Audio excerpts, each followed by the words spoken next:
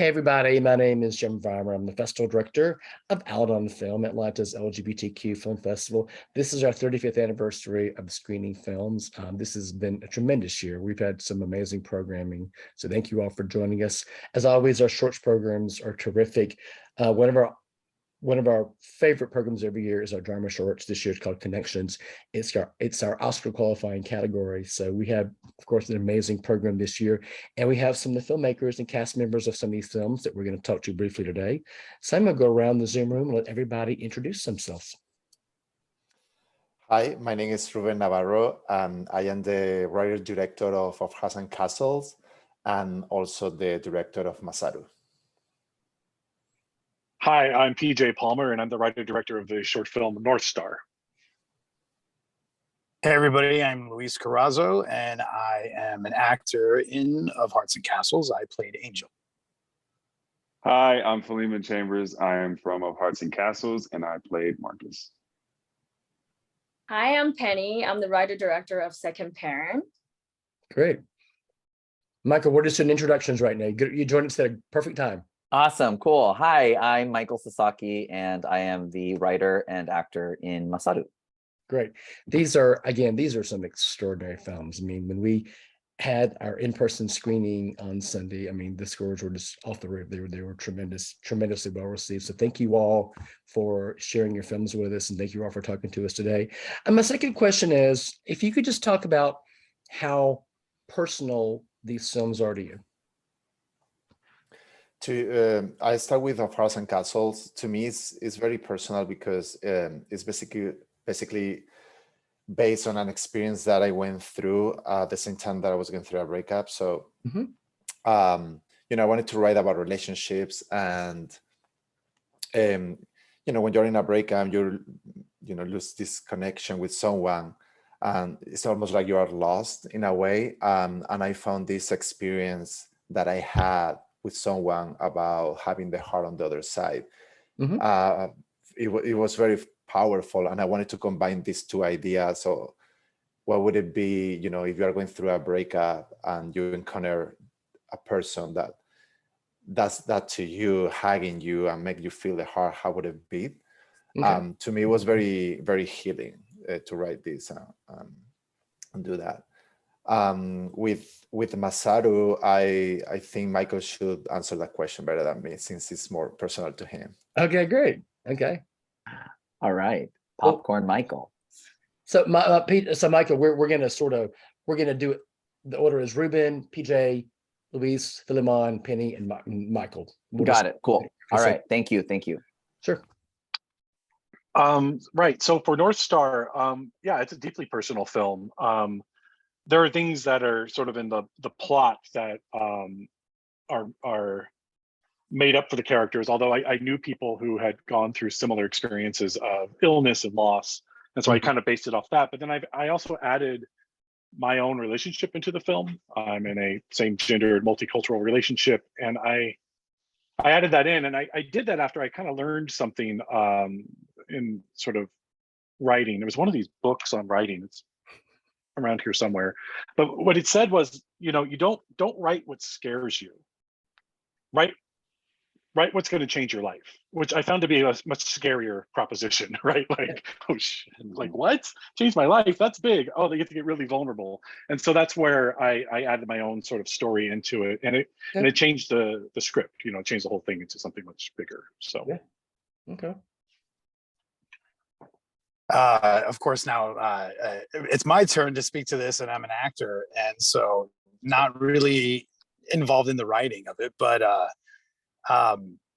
it's interesting because I remember what at the table read, one of the conversations that we had is sharing when we found ourselves on one side or the other of that kind of a relationship of Hearts and Castles, the person who's going through a big change, a breakup, a transition, and the person that is there to learn a lesson, or the other person that's kind of there suddenly on the other side of it and being able to provide the lesson of healing.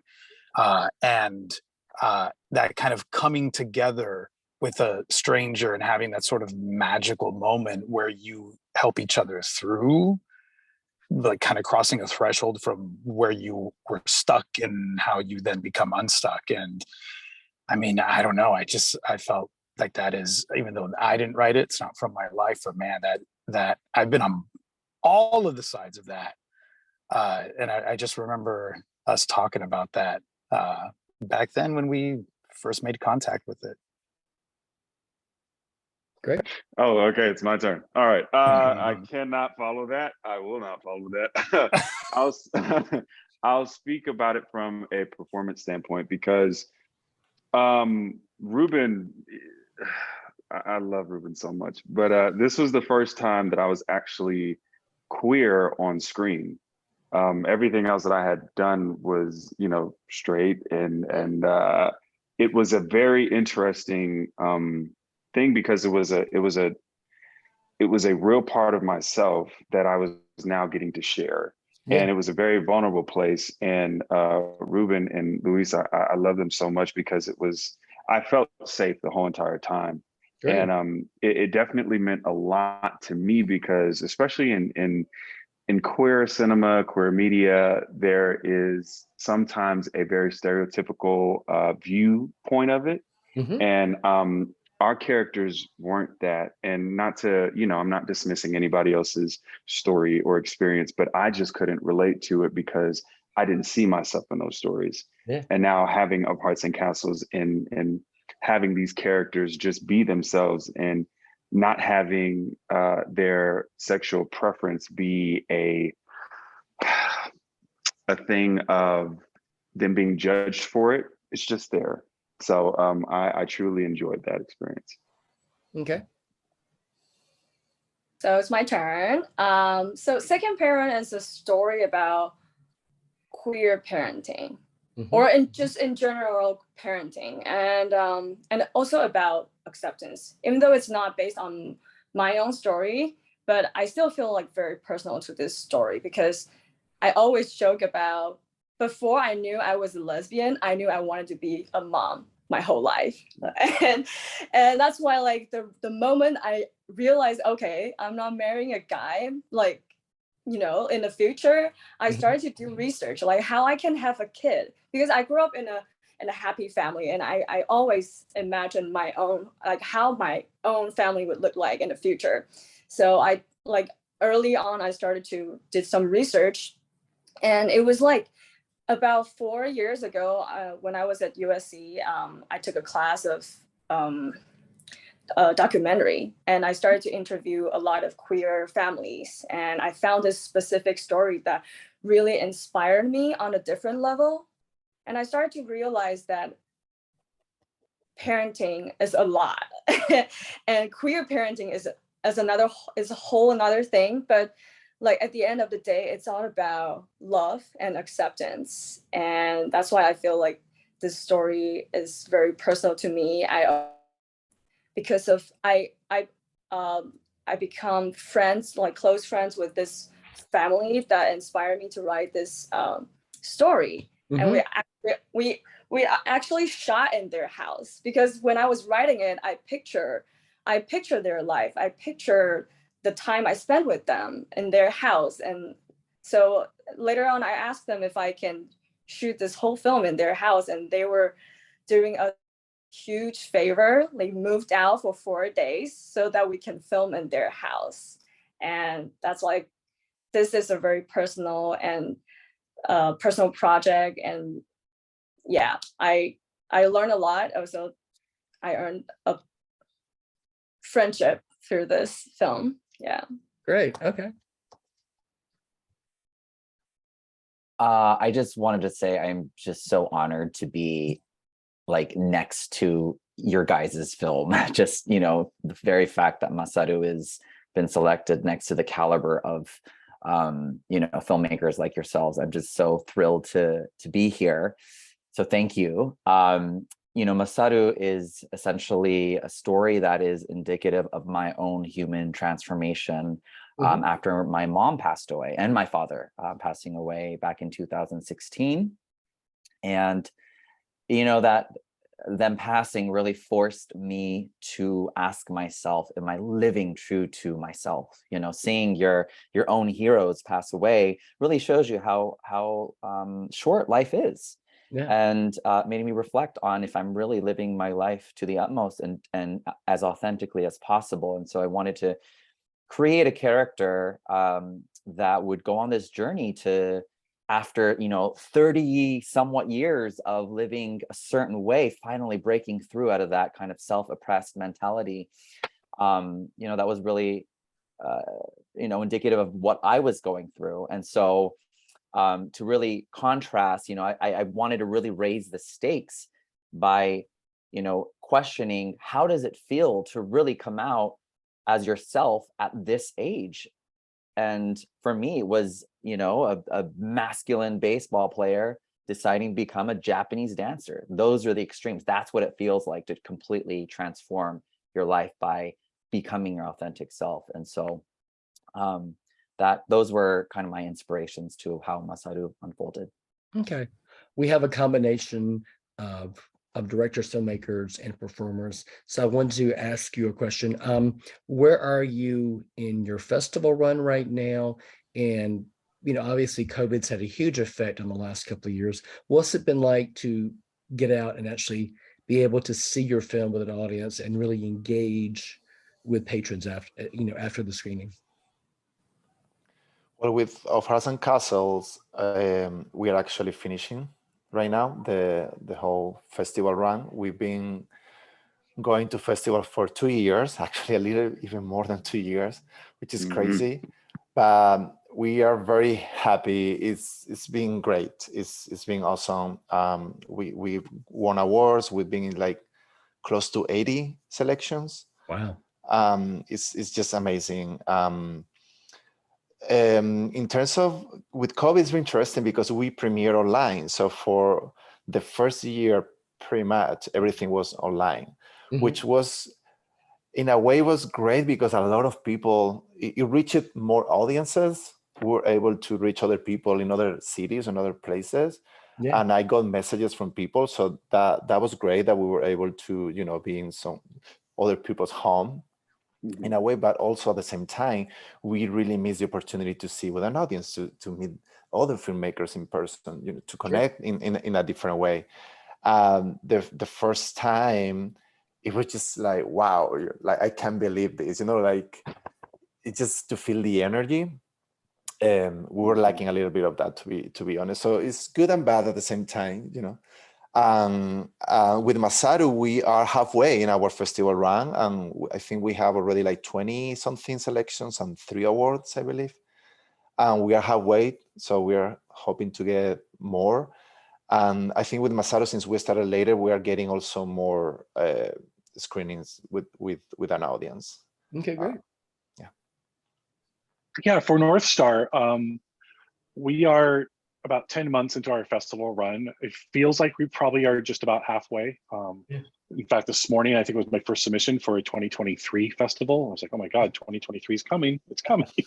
And it's been a whirlwind. I mean, I think we've tried to be at every festival we can be. I think we've only missed a few, having at least one representative there. And I, as the director, have been to most that we're in. And while travel is crazy and hard, and you don't make any money doing it, and I'm also learning that I could never be a rock star. I don't know how they do it. I don't know how they stay sane when they're on tour. But it feels like that, right? It feels like you're on tour. And although for rock stars they are making money, so maybe it would be a different thing if you're making a whole lot of money doing that. But so it is. It's kind of wild when you're not that person and now you're on the road constantly. But the greatest thing is meeting the audience. It's like that's the whole point of this, right? Like I didn't just make a film just to throw it out on YouTube. I made it to affect change and in a way and to tell a good story and to make something great. But to be able to experience it with a live audience is one of the best things in the world. And that's why I keep pushing myself to get it to each festival so I can sit in the theater and listen to how it goes, which is always very scary to do. And then just sort of get to talk to people afterwards. And because I realize this is only going to happen now. Once the festival runs over, these are short films, and I don't know where it's going to live, but I probably really won't hear from people anymore. So I'm really trying to grab this opportunity to get feedback as an artist, because I think it's really rare in filmmaking to get that, Yeah. sort of visceral, real person, face-to-face experience with people. Right. Okay. I don't know if I should answer that. I can. I mean, PJ, I love you. It's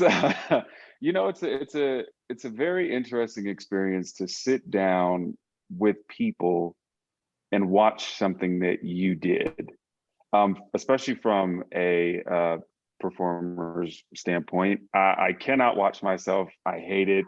It does not do anything for me. I kind of cringe at the sight of it, but it's so interesting to get people's perspectives. And I feel like that's the overall reason why we do what we do. Mhm. You never know if you're going to create something good or not, because it can feel great on set and then it could be something completely different on screen. And I feel like that's always the challenge of like, are we really making something good? And the audience approval is definitely a big indicator. And, kind of going off, but staying on track, with Of Hearts and Castles, this was my first introduction back into TV film. I had taken a long break. Ruben talked about it. He coaxed me to come back, but I took a long break, and it was very interesting, and a lot of things happened after that. And again, I still am always just wanting to do the best job that I can do, so that way it at least translates to somebody. And PJ's right. When you go to festivals and when you travel and when you do all of these things, there is not monetary given to you for that. It's coming out of your pocket. This is your baby that you are literally feeding every single day. And I feel like the biggest reward that you get from that is the impressions that you put upon people, that people get from your films. And so in short, that's why we do it. That's why I do it. Okay, great. Oh, yeah. Second Parent is towards our end of the festival run as well. We also started like in 2020, which is a huge chaos. A lot of almost everything was online or postponed. That's why we had like a little more than 2 years of the run. But throughout the 2 years, I attended 2 in-person film festival, which they both mean a lot to me, because in 2020 I had this chance, because of COVID, I had the chance to move back to Taiwan, my home country. And yeah, the COVID situation was way better, like way contained than in Taiwan. So I had 2 screenings in Taiwan, Taipei, and a city where I'm from, which I never did. Yeah, I think it's a blessing in disguise, because if it weren't for COVID, I probably won't go back to Taiwan, because I was in LA and I graduated 2020. I probably would be like looking for jobs or something. But because of COVID, I got to go back and like show my work in front of all of my important families and members and friends, and like a big screen, which mean a lot to me. And yeah, I got to hear people's comments, and whether they're my friend or family or not. And yeah, and then earlier this year, I finally moved back to LA, because when I first moved back to Taiwan, I thought it was just like a few months thing, and it ended up being like a year and a half, almost 2 years. And after I finished this film, like none of my cast or members we never watched it together. We shot this in LA. We never watched it. We never had a chance to watch this together. I sent them the link, and we have a lot of online like film festival, but it just felt very different to not being able to watch it together and then talk about the film. And it's been 2 years later, we screened this in Outfest Fusion earlier in April this year in LA, which was kind of like a big reunion. And yeah, we finally got to watch it together on a big screen, and it meant a lot to me. And I heard a lot of good feedbacks, and even some of my, yeah, I think this film, mostly I heard a lot of feedback from moms, but little did I know it also touches like, like a friend of mine who's a stay-at-home dad. And he told me that, how do you know so much about parenting? And I said, no, I don't. I observe my friends and I just put myself in this position. And yeah, not until that moment did I realize that, oh, this is why we go to, like, this is why we love like audience feedback, because you never know who you inspire. Like up until that point, I was like, oh, this is for moms, for women, or for like, like people who don't have like, who doesn't feel like accepted in their family. Yeah. And then this friend surprised me, and which I think this is just like magic about, some festivals and screenings and all the feedback. You never know what feedback you will get and what would inspire you to write the next project, or they just make you look at your project in so much different way. Thank you. Great. Thanks so much, Penny. Michael. Ruben did a great job talking about our festival run. So I just wanted to say how cool it was, over at, the festival in Atlanta, that someone came up to me after the screening and said, I felt so validated because I too went through a similar struggle in high school where I had to decide between, track and field and cheerleading. And I ended up going with track and field because that was kind of like the right thing to do. Mm-hmm. And I was so touched that, this story was able to at least reach one person. Ruben and I were talking about how like all these people have their own stories. Every single person has their own stories, and we just don't know how our stories are going to impact other people. Okay. And so it was really neat to experience that. That's great. And again, at the in-person screening, which was on Sunday, the audience reaction was amazing. And even online, when we're showing these films virtually, people are loving, these stories. So again, thanks for sharing. I have one more question I want to ask of you.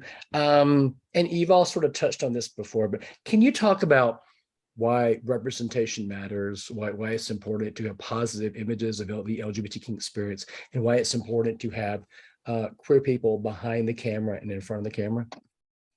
Yeah, I want to say very quick, Luis texted me his connection dropped, so he's apologizing. Okay, well, just so you know, he got to talk a little bit and meet you guys.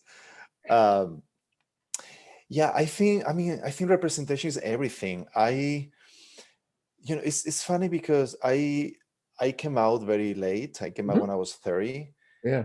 And I remember when I came out, because before, it's not like I was closeted and it was hard to come out. It's just like I didn't even allow myself to be who I really was. I literally was in denial, and I was living my life.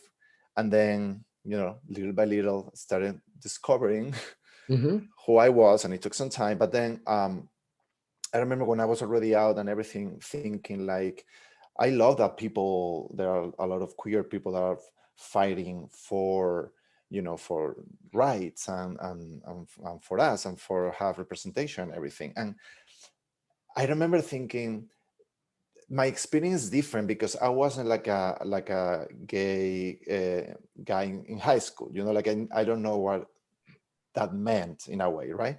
Yeah. But actually, it's completely the opposite, because the lack of representation, because the lack of being able to talk to other queer people and everything. That's why I wasn't queer guy in high school, and that's why it took me so much to come out. So I was seeing from the perspective like I didn't suffer the same way that the stories that I hear, but at the same time it's like, well, but it made me come out very late. Yeah. Because of that. So if I had at that time, more representation of like just like Philemon was saying about, real people, real stories. Just it's not about being gay or not being gay. It's about just people living their lives with their own circumstances, you know, and we have our circumstances and they are valid. And I think it's important to you know, to show them and expose them. I want to say when we shot one scene of Frozen Castles, we shot in Akbar, which is a very famous bar in LA, a gay bar, and I got to show the film there with the audience there, and it was very, very cool. A lot of people came to me after, and you know, they loved it and everything. But there was this specific guy. He didn't say anything. He just came to me. He hugged me. I hugged him, and he said, "Thank you so much for putting a queer Black guy as main character." That's all he said. Oh, great. And I was like, of course, you know, like, yes, you're welcome. Thank you for, you know, just being here and telling me.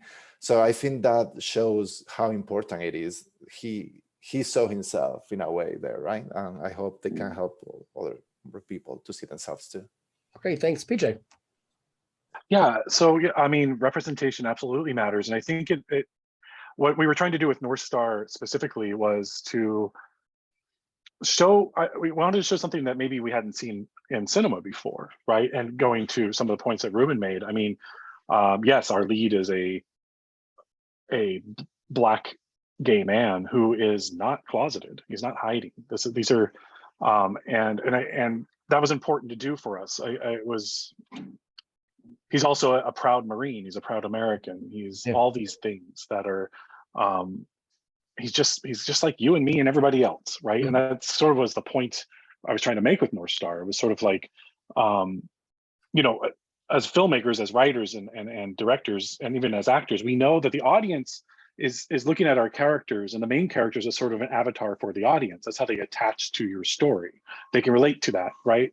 And we're just sort of stuck in this very patriarchal, you know, white dominated world. And, you know, and why can't we have a film where you connect to a gay Black man who's a cowboy, right? And it works. It does work. All sorts of people are coming up and telling me their stories and how they've connected to the film. And they were very much able to connect to and see themselves, gay, straight, or otherwise, through this character as the representation of them. So there's that too, right? Like, why can't gay people be representative of all of us? They can, just like straight people do. And then I also just kind of wanted to depict, we get compared to Brokeback Mountain a lot, and that's great. I mean, it's an amazing thing to have that movie compared to anything in my life. It's like, oh my God, that's amazing. But the big difference between our films is, while we do have, we show, you know, the Great American West and cowboys and sort of all that that comes with it in American cinema, our two same-gendered lovers are not in the closet. They're not broken. They're not hiding. You know, where the poor souls in Brokeback were very damaged. Here we've got very strong, not damaged characters. Very healthy, and morally right on all levels. And that was something I just hadn't seen that really before either. And I wanted to. It was really important to sort of have that as representation. Okay, great. For everyone, really. And there's one last thing I'll tell you. You know, I often tell people, we didn't make this movie for those people. It's about all of us, and I want it to be about all of us. Okay, great. Thanks so much. I just remember being really scared when I first found out that I'm not going to have a family of my own, because growing up in Taiwan, I never saw a queer family on TV or film. And that's what I thought at first, like, oh, does that mean that I'm never gonna have a family of my own? Until like I found some of the TV and films from, like, you know, Western countries. That's why I want to make a Asian queer family story for the representation, because till today in the States, I still don't find, like, I can't recall watching a Asian queer family on TV or film, and I'd like to take the lead. Thank you. Thank you.